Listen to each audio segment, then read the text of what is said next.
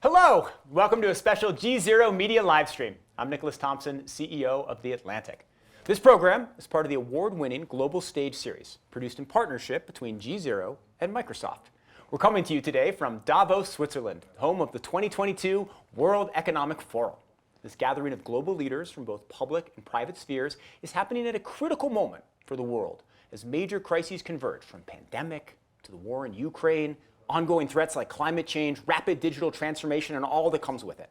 I'm joined by an amazing all-star panel. Ian Bremmer is the founder and president of Eurasia Group and GZERO Media, and my own college professor.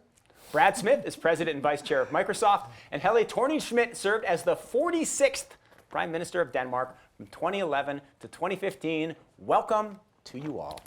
Thank you. Good to see you. All right, let's get cracking. Ian, we're Yes. in Davos. We haven't been in Davos in a long time. Yeah. What are you excited to learn about this time? What is going to be the big theme, and what are we going to get through? This is the single Davos that's been most driven by geopolitics that I've ever attended. It is a crisis-rich environment. Ukraine is the particular issue. President Zelensky just beamed in with his virtual speech. First time I've seen a virtual speech in Davos that literally got a standing ovation, except for the Chinese delegation that was attending, and that's kind of interesting. There are, of course, no Russians here, no businesses, no delegates, no government officials. This is supposed to be the World Economic Forum, and yet there is an enormous concern that not only is globalization unwinding a bit, but also that the Russians, a G20 country, first time you've ever forcibly decoupled a G20 economy from the world, or from at least the advanced industrial democracies, which are sort of dominating the stage here. So from that perspective, it's a bit of a discomforting Davos. It's not the kind of topics that most of the people that come up in the mountain are usually talking about. Is this the first time you've ever had to analyze who was standing at the end of a speech to determine what was going on? Oh, I think a little bit, absolutely. Yeah, it's a little bit like the addresses in the United States. Old Kremlinology as well. Helle, what are you looking for? Well, I think it is dramatic Davos. I've been to many Davos, but this is so dramatic, and I feel that business leaders are truly realizing that they understood that they had to do something about climate. They understand that they have to do diversity. They understand they have to have values. But now they're understanding that they also have to engage in geopolitics. They cannot escape it. They're actually in front of politicians when we talk about these things. And I think this is so dramatic. So I have not experienced something so dramatic as this. And I think we will leave here thinking, is the world coming completely apart? Because that is what it feels like when you are here. And as Ian is saying, the Russians are not here, the Chinese are a little bit here. So it feels like things are coming apart, and it feels like geopolitics is here to stay, and business leaders really have to be there and understand how they behave in a world that is so different from what they're used to. But does the whole world feel like it's coming apart, or just Russia and China? Because it seemed like there are a lot of people who are coming together. I mean, everybody, except for the Chinese, was standing for Zelensky. Well, I think that everyone thinks that things are coming apart. And that's not only because what's happening in Ukraine, it's also what's happening in the global economic mood. People are getting depressed about what's happening. We will see, because of hunger issue, or because of supply issues, we will actually see hunger in a scale that we haven't seen for a long time. So that is depressing. Just when we talk about that, we will see countries keeping their own goods to themselves. We're still seeing supply chain issues, and then of course we're talking about Europe going into recession. So I think no, it's not only Ukraine. So it's big deal what we're talking about here, and it's hard not to feel it when you're here. Brad, Helle talked about business leaders being interested in geopolitics. You're like the most geopolitically interested business leader I've talked to in Davos. You, in fact, host business lunches on geopolitics every year. Do you feel like you have more company as Helle right now? I think we do, but it doesn't mean that people are necessarily excited to come to the party. No, they don't. Every year at Davos, I think one of the questions people ask is, what's the conversation about this year? And I think you've heard two really valuable perspectives. I think increasingly it is about, in effect, what are the second order and third order effects of the war in Ukraine as we meet this week the third month and the start of the fourth month? And you are seeing people ask, what does it mean for food? First, food prices, ultimately food availability. What does it mean for energy? Energy prices, energy sources, especially if you think about what it means to have a long war rather than a short war. And all of this comes as a series of crises, hence Ian's recent book. But we've gone from literally the plague, a pandemic, to political turmoil, to long-term concerns about climate, now a war. And business leaders are having to navigate just an extraordinary array of challenges, some economic, business as usual maybe, but many geopolitical. Well, if there was ever a sentence that I feel like would inspire Ian Bremmer and just get him excited, it would be the second and third order consequences of the war in Ukraine. So I feel like I can't let that go by. Ian, what are the second and third order consequences of the war in Ukraine? Well, look, the interesting thing is that back in 2009, which I think was either my first or my second Davos, there was a massive sense of crisis, but everyone attending kind of felt like they understood the playbook, the fiscal and monetary tools that you use to respond to it. This time around, people are asking, we know that there's this massive crisis. People don't know what the second and third order consequences are. So one example, people are mostly thinking about this as a war inside Ukraine. But it's not a war in Ukraine. It's actually a war between Russia and NATO. I mean, Russia was engaged in cyber attacks against the United States through criminal organizations and the rest a year ago when Biden told them to cut it off. They stopped doing it largely. Are they going to start doing it again when NATO has really doing everything they can to dramatically degrade Russia's capabilities? What about disinformation? What about espionage? Well, what happens when Finland and Sweden in relatively short order join NATO? So one second order consequence is the fact that NATO and Russia are going to be in some level of not just Cold War, but have some aspects of hot war. We're not ready for that. The second order consequence, which is massive, is that so many people have said, Ukraine, you care more about Ukraine than you do Syria, Afghanistan, Yemen, because they're European, they're white people, you accept them into your homes, that kind of thing. It's not just that. There's some of that, don't get me wrong. But the reality is this crisis matters so much more because of the knock-on effects for global commodity prices, for energy, for fertilizer, for food. For decades, you had global middle classes increasing and you had advanced poverty reducing. And now you actually see that turning around. On the back of the pandemic, so many countries around the world that have paid no attention to this crisis said, no, this is America's problem. This is Europe's problem. We're not going to pay attention. But they're going to have to because they're going to starve. And the impact on their governments is going to be dramatic. So I think we can already see two second order consequences that are direct and near term that are earth changing. So let's go to Zelensky's talk this morning. So Zelensky this morning says, hey, give us all the weapons, maximize the sanctions, take all the yachts, go get them. And Europe has basically been completely behind that. But is there a point where Europe's going to say, oh, wait a second, as Ukraine sort of pushes a little bit into Russia, as Ukraine starts to have a little more success, when does Europe say, okay, enough's enough? Well, there's still things that Europe can do. Don't forget that in Europe we import a lot of oil still from Russia and gas as well. So we're putting a lot of dollars into Russia every day to finance their war effort, basically. So there's still things that Europe can do, but people are worried about in the capitals of Europe right now is, of course, recession. And they're seriously worried about that because of the structure of our energy supply. So this is an issue that we're discussing. There's also the discussion that goes on, which is why has Russia not come in more forceful than they have in Ukraine? Everyone loves the tale that this because they don't have the capacity and all those things. And that might be true, but they are better than they're showing now in cyber attacks, for example. And I think the whole intelligence community are debating why have they not done that? So what people are maybe thinking is that they're not stepping up because that will take things to a next level. And don't forget, as Ian is saying, there are many unintended consequences of this. And one of them is that for the first time, Europe is actually speaking with one voice. They used to divide and rule between European nations. They can't do that anymore. Even countries that used to be with the Russians, they have to be with the other European nations. And I think that's something that Russia had not understood would happen. And then, of course, the application for NATO membership from Sweden and Finland, which is a very big deal. So Russia is basically getting 1,400 new kilometer border to NATO if those two countries join. They cannot have anticipated that. So, Brad, tell me the most interesting second-order consequences of the conflict for Microsoft. Clearly, conflict happens. I assume you pulled your engineers out of Russia. Maybe you took your servers off of servers on Russia's coast. I don't know how. What did you do first, and what are you going to do second? Well, I think the thing that we've done first is, frankly, to support and defend Ukraine. Yeah. The first thing we had to do was help the Ukrainian government move into the cloud. Before this war began, the Ukrainian government ran entirely on its own digital infrastructure, on its own servers, in its own government buildings. And people recognized something that frankly was always there, but no one was talking about. If your servers are in government buildings, they can be destroyed by cruise missiles. So wait, are you serious? At the start of the war, all their servers were in a building? Up until the war began, not just one building, but in government buildings until shortly before.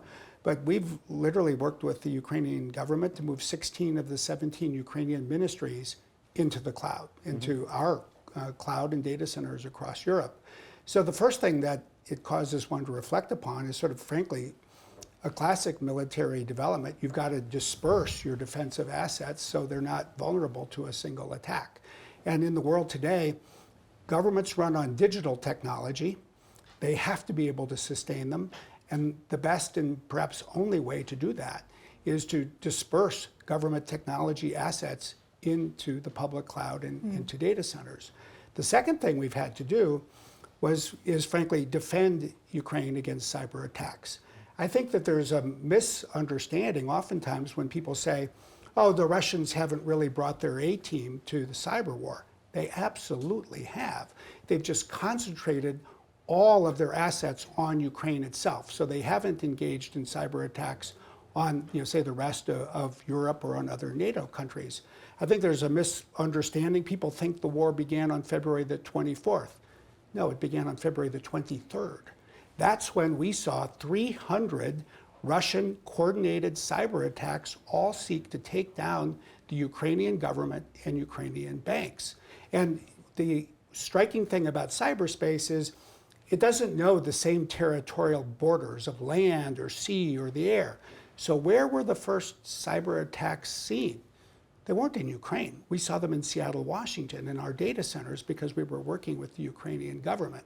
And then the last thing I will say is so far in this war, defense has proven to be stronger in offense. Frankly, in almost every category, but especially when it comes to cyberspace. And it's, I think, a real testament to the amount of innovation in cybersecurity protection, collaboration over the last 5 years, really since the NotPetya attack on Ukraine. So I'm not sure that those are second-order effects. We're still all in first-order effects, but the nature of war itself has changed. This is fascinating. In fact, it's a perfect moment to bring in a poll conducted by GZERO. So it's a poll conducted of viewers and followers in social media. First question is about technology and specifically the risks it poses. Which of these cyber threats worries you most? Choices were malware, disinformation, misuse of AI, cyber warfare. Here's how people answered. 42% said disinformation was their biggest concern. Interesting. Followed by cyber warfare, misuse of AI, and malware. When you filled out this poll, Brad, what did you put in? Well, I would say disinformation as well. But the other thing that I would say is that it's often easy when you're inside an organization or in a field to look at things like that and say, these are 4 different things. Which one do I think about the most? When we really analyze activity in this war, from a Russian perspective, these are all connected. The disinformation attacks, and they are attacks, these are really propaganda attacks, are coordinated with other cyber attacks. And they're designed to reinforce each other, and they will be, I think, for as long as this war continues. Wow. All right. Ian, do you want to answer the poll question? Malware, disinformation, misuse of AI, or cyber warfare? What did you check when you tweeted that poll? Look, I mean, time frame matters. I'd probably say misuse of AI is the thing that worries me in the most existential way. But the reason I'm not surprised that disinformation is what people responded with is because disinformation is what people engage with on a daily basis. They feel it, they see it, it makes them anxious, it unnerves them, and they have no idea how to respond to it. And I think for cyber, we know how much cyber costs and we know how dangerous it is, but it's not something that individuals are thinking about in the same personal way as they are experiencing disinformation.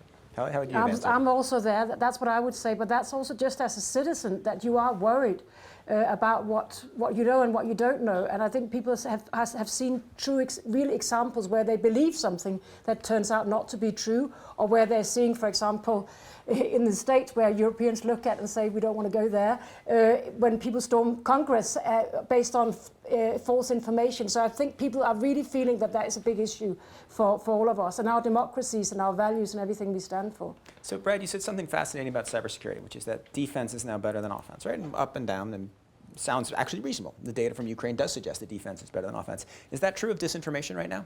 No. No, and why not? I would say, first of all, our ability to defend against any cyber threat always relies first on our ability to detect it. And I think over the past 5 years, we've made enormous advances in our ability to detect cyber attacks, cyber threats, oftentimes even the pre-positioning of cyber weapons. And I don't think that we're nearly as far right now in the ability to detect disinformation attacks from abroad. I think we're on a path to start to develop that capability, but we're just 3 years behind.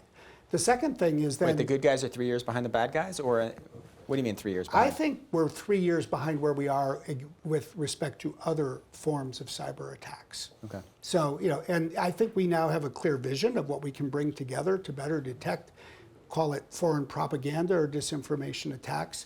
But we have a lot of work to do, and we will. We'll move, I think, very quickly. But I also think that we have an additional challenge when it comes to disinformation. And it was brought to light very clearly in Washington, D.C. over the last few weeks. There's a real limit on the ability of democratically elected governments to play a role in pronouncing what is true and what is false. And so I think almost inherently, the work to really detect and combat foreign propaganda attacks is going to require a different set of roles. Roles by the private sector, roles by NGOs, roles by academics, and roles by government.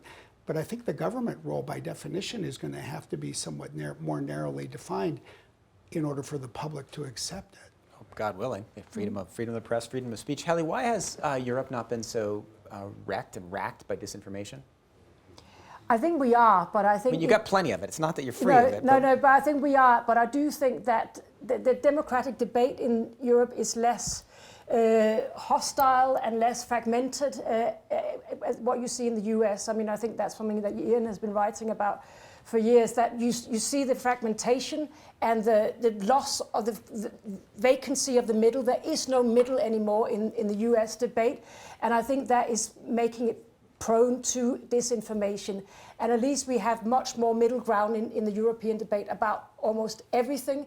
And that goes for the individual European countries, but it also goes for our European Union. You have that middle ground. You have conservative, liberal leaders, but everyone seeks the middle ground. And I think that's a huge difference from Europe and the US right now. You can't solve a problem unless you agree on what the problem is. I mean, if two parents have an issue with the kids, and they both think it's a completely different issue, it's very unlikely they're going to resolve it. The Europeans have a generally better sense of what they consider to be disinformation, just like they do on, say, hate speech. Yeah. The Americans do not. And so, I mean, the issue is fundamentally politicized, and therefore resolving it for one part of the political spectrum in the US literally means making it worse for the other.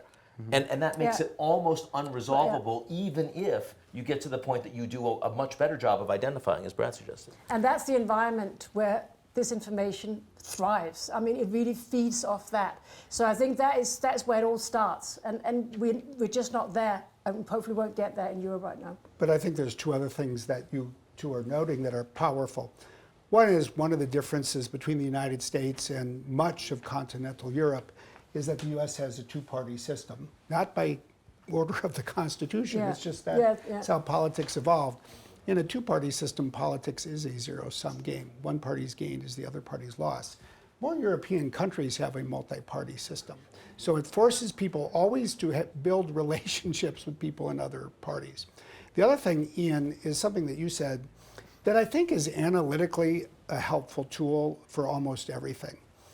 And it's called, let's spend more time talking about problems instead of just rushing to debate solutions.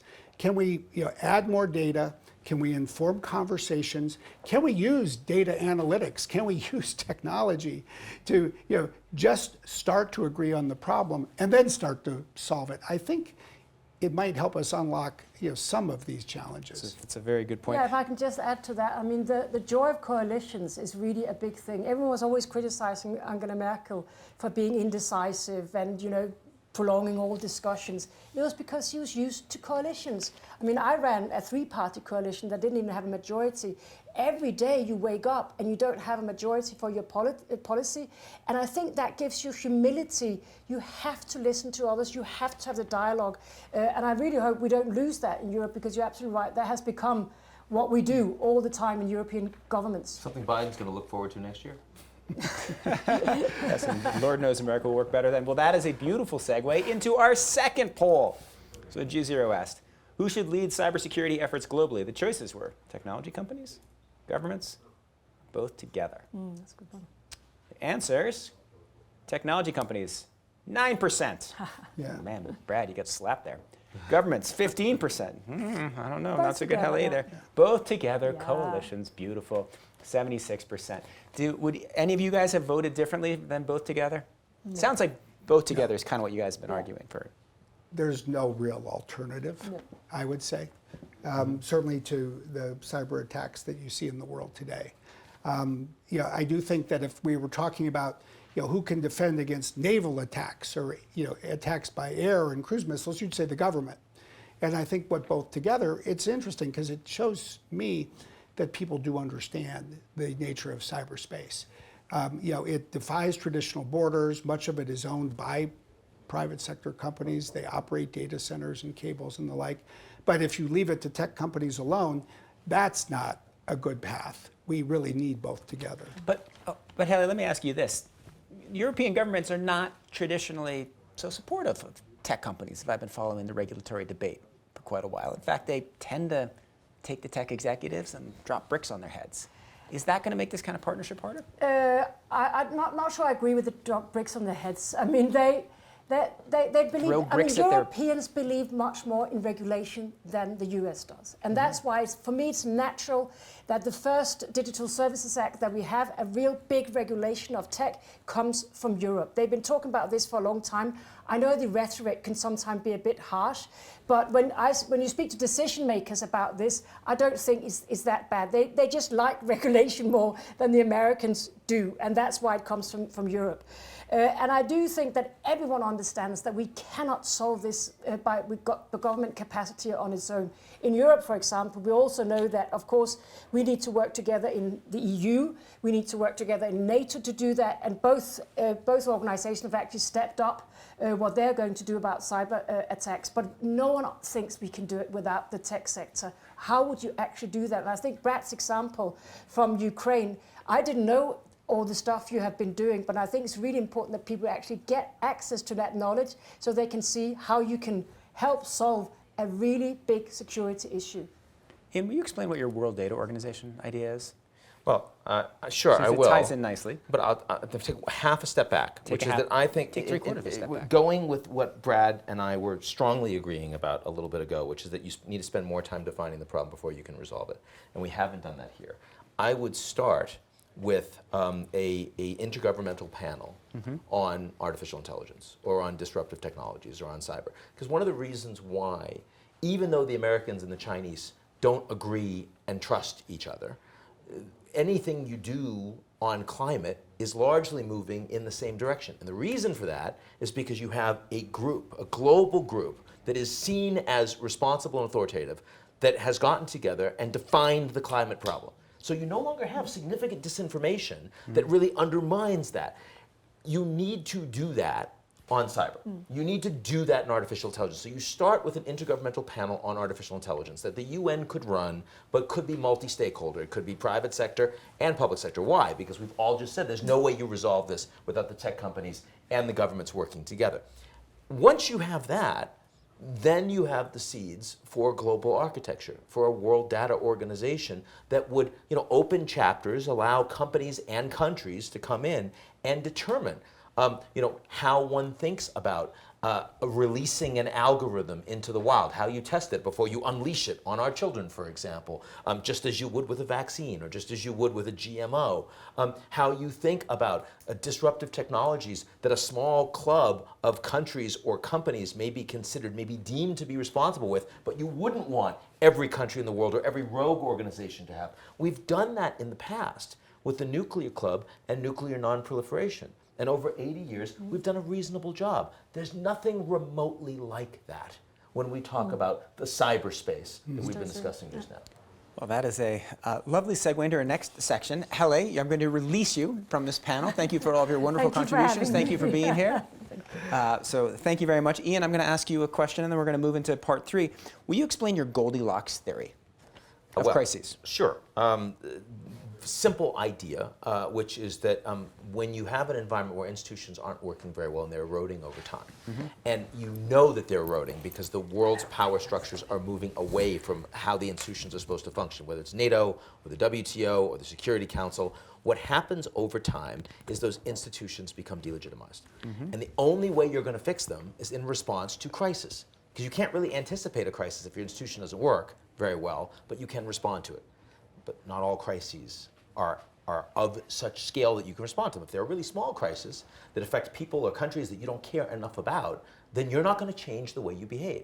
If it's a massive crisis that you legitimately don't have tools to fix, even though you want to, then you're going to call up in a ball in the corner and it's all over. So you need a Goldilocks crisis. The funny thing is Putin didn't realize that what he was giving the West by invading Ukraine was a Goldilocks crisis.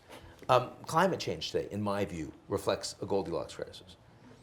So if Putin had done something more or something less, it would have been much harder to respond to. What I thought Putin was going to do, he claimed that, falsely, that the Ukrainians were committing acts of genocide against Russians on the ground in the Donbass, in the southeast territory of Ukraine that the Russians had already informally occupied. And he didn't have enough troops to take over all of Ukraine, but he had enough to take the Donbass, what he's presently trying to do. I think it's quite clear that if he had just done that and not gone into Kiev and not sent 190,000 troops in to try to remove Zelensky or kill him, that the international response would have been vastly weaker, would have been much more divided. He wouldn't have been an international He could have gotten to Kiev eventually. Maybe, but the point is that he could have gotten, much more likely he would have gotten away with it, the way he got away with Crimea and Southeast Ukraine in 2014, the way he got away with Georgia in 2008. All right, well, on that note, let's talk about some of the other problems in the world. I'd like to bring in Elizabeth Cousins, President and CEO of the United Nations Foundation. Welcome. Lovely to have you here in our lively conversation. So, tell me about what you're worried about. Well, it's a really long list. So, I think everybody this week and in general has been talking about the compounding crisis that we face in the world. So it's COVID, it's climate, it's conflict. We're seeing now a milestone reached in forced displacement. I don't think any of us thought we would be here. 100 million people now forcibly displaced in the world. COVID efforts have slowed, even though it doesn't cease from being a challenge. Climate obviously is everywhere around us. The latest IPCC reports, Ian, you were just talking about the need for intergovernmental panels. Well, the latest reports from the IPCC are devastating. They say there's still a window, but the window is getting much smaller.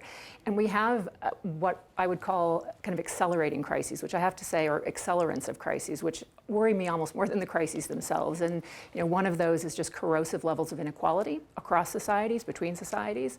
And the other is this question of a toxic media environment that just makes polarization so much greater in so many of our societies. So all of those make what we most need, international cooperation, that much harder. So, Ian, I actually really hope you're right about the Goldilocks crises, because I think we do need something to jump us out of our skins, to get serious about the solutions we know we need to take, to not make short-sighted moves that actually make that all the harder, and really find ways to reinvent and renew cooperative effort where we most can, even if those spaces are hard to find.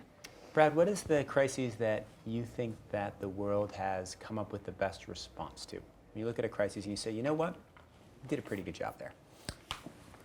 Well, I'd probably look back at the Cold War, in a couple of ways. I mean, first of all, I think we tend to use the word crisis to define a short-term problem. And, the truth is, unfortunately, some problems require long-term sustained efforts. And, the Cold War is a testament to the unity of many countries from basically 1945 to 1990. So that's an extraordinarily long period of time. I think it was, a transatlantic partnership. It was a commitment, by countries to stick to common values, to never go so far as to precipitate a hot war, but to remain united for as long as it took to, see, certain values prevail. And I think we should draw a certain inspiration as we look to something like climate, that's at least a 30, if not 40-year challenge that we're going to have to address. I'm certainly not going to predict that the war in Ukraine is going to last that long, but it's been 3 months and it has no end in sight yet. I do think the other thing that the Cold War should remind us of is tools evolve over time. And to some degree, you have to make yourself available to use the tools that emerge, constantly innovating. And of course, as a tech company, that's what we see. We see the power of data, we see the power of digital technology, and we see the ability to use these to address each crisis as it unfolds.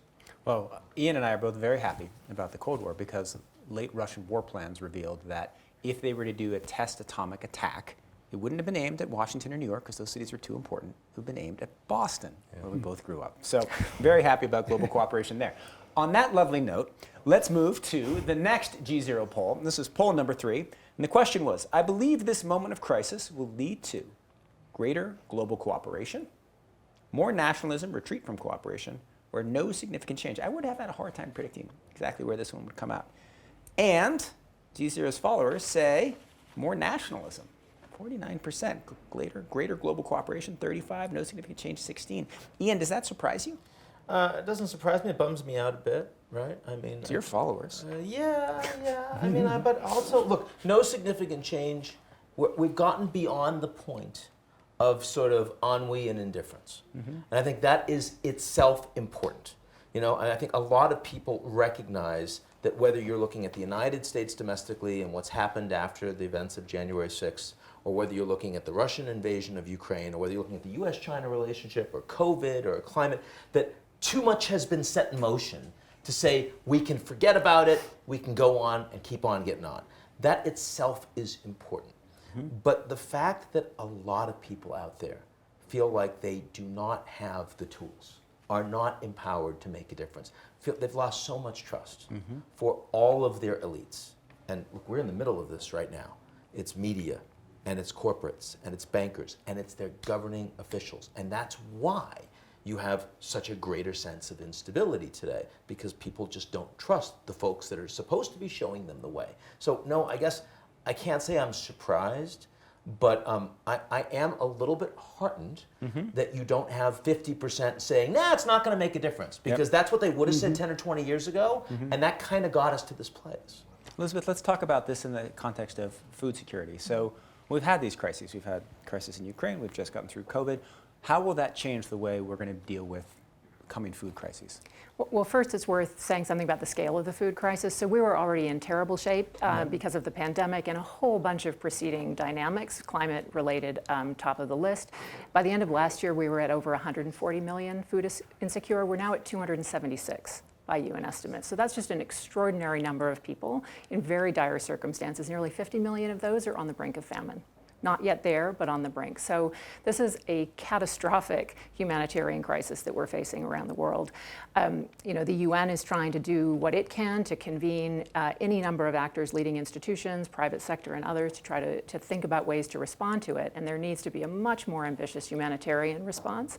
But we have to look at the underlying fundamentals of this crisis as well, beyond the most immediate and acute needs, how we address food security writ large. So that requires the kind of cooperation we're talking about, because it's food systems, it's climate systems, it's economic systems, it's dealing with things like, export controls. It's a very tempting thing to want to, fall back within your own borders and preserve, but it's the worst possible thing you could do at a moment like this. So exactly that political and social capital that's really needed to try to encourage the right sort of cooperative solutions is, of course, the thing that's very much at risk. And I would just say, Ian, I don't think your followers, they don't want the nationalist responses. They just anticipate it. So I think what they're saying is that they are listening to you and they see what's at stake. And that's, I hope, what we're all taking out of this moment. I will say, I think some of them do want the nationalist response because they believe that the elites themselves are so far from what they need to do that they are prepared to argue to have things get broken. Yeah, and that's fair. That's a fair frustration to understand, even if the solutions may not be the right remedy. Yeah. But do you think we're going to be able to cooperate, as these 50 million people are on the brink of starvation, as news reports start to come out, do you think the world will come together and try to solve this problem? Well, I think it's what hangs in the balance. Look, there are, and you see dynamics on both sides. So it is, I will say, disappointing that the world's wealthiest nations have not seen fit to do more than fund 8% of the UN's combined humanitarian appeals.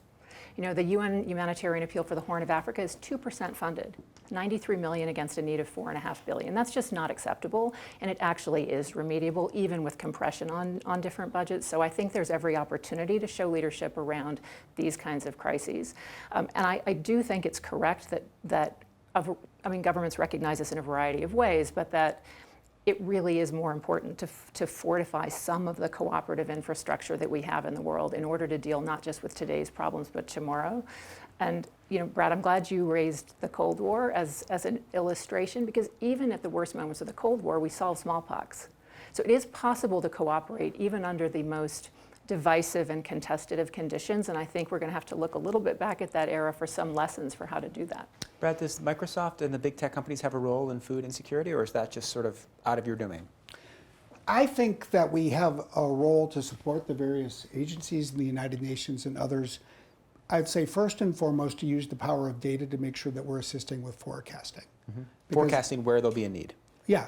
Where are there likely to be shortages? Where might there be a surplus? Where are there opportunities to move food from one place to another? And I think the World Food Program has very strong forecasting capabilities.